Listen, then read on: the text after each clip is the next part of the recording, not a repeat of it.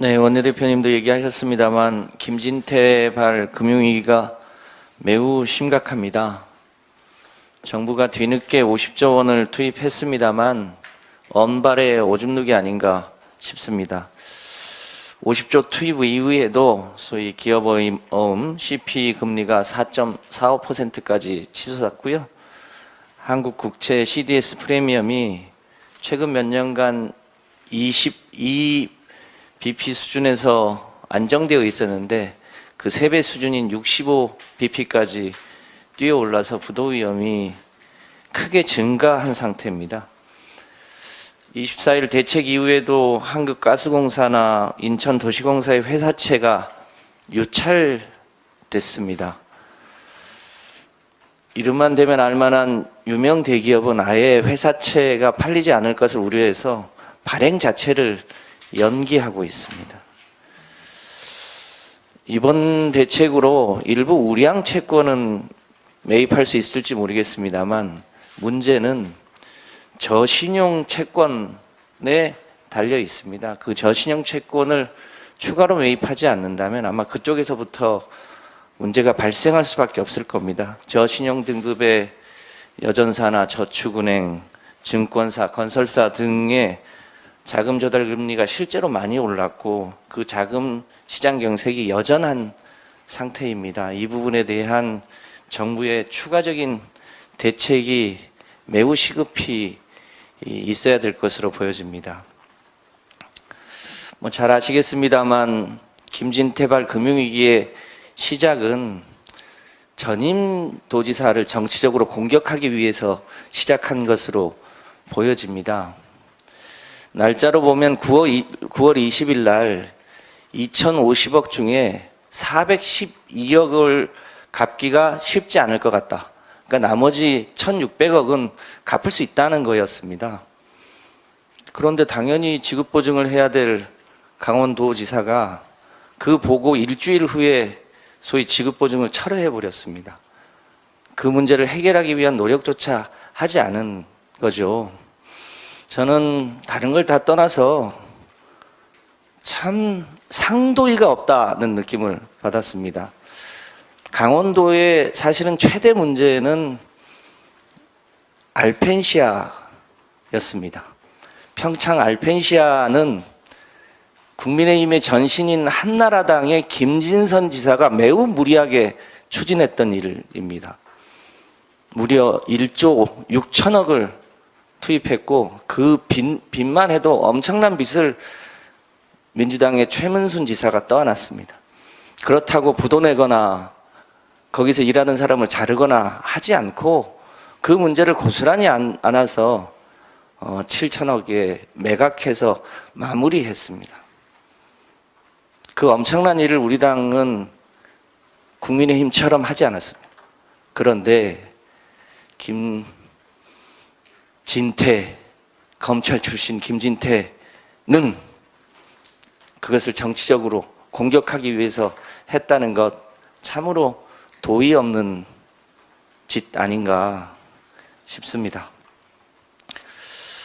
어제 2050년 탄소중립 녹색성장위원회가 제2기가 출범했습니다. 잘 아시는 것처럼 탄소중립의 핵심은 탈탄소 석탄을 줄이고 재생에너지를 확대하는 게 핵심입니다. 그런데 그 구성의 면면을 보니까 실제로 재생에너지를 확대하자고 했던 시민단체나 전문가들은 모두 배제됐고 원전 관계자와 이명박 정부 때 4대강 자문했던 사람들로 채워졌습니다. 그렇게 해서 탄소 중립을 할 수 있을지 매우 걱정스럽습니다. 어제도 얘기했습니다만 최근에 애플이 2030년까지 애플에 공급하는 모든 업체는 2030년까지 알리백을 해서 재생에너지로 물건을 생산해서 납품할 것을 공식 요청했습니다. 그리고 그것을 실제로 추적해서 확인하겠다고 했습니다. 우리나라 재생에너지가 OECD 국가 중에 꼴찌입니다. 7% 정도 수준인데 이 7%는 삼성전자 한 곳에게 필요한 재생에너지 총량도 채울 수 없는 정도의 수준입니다. 이 정도로는 대한민국의 이 소위 기업 경쟁력에 치명적 위기가 올 수 있습니다. 정말로 아쉬운 게 하나 있습니다. 이명박 정부 때 저탄소 녹색 성장 선언을 했습니다. 당시에 그 선언 이후에 현대중공업은 풍력 사업을 시작했고 삼성전자는 태양광 사업을 시작했습니다. 그런데 말은 그렇게 해놓고 몽땅 4대강 사업에 올인했습니다. 그러니까 정부 말에 현대중공업은 풍력에서 철수했고 삼성전자도 태양광에서 철수했습니다. 만약에 그때 현대중공업과 삼성전자가 이 사업을 계속했더라면 아마 지금쯤 풍력의 세계적인 기업이 베스타스와 지멘스인데 그 이상의 경쟁력을 이미 가지고 있었을 겁니다. 지금 원전 중심의 이런 정책, 재생에너지를 더군다나 확대해도 시원찮을 판에 그것을 30%에서 21%로 줄이겠다고 하는 이 정책이 장차 대한민국의 제조업 경쟁력을 갉아먹고 일자리를 축소하게 되는 엄청난 경제적 파장을 가져올 것 같아서 매우 우려스럽습니다. 지금이라도 재생에너지와 그린수소 중심의 산업과 그 정책으로 제발 방향을 바꿔주시길 바랍니다. 한 말씀만 더 드리겠습니다.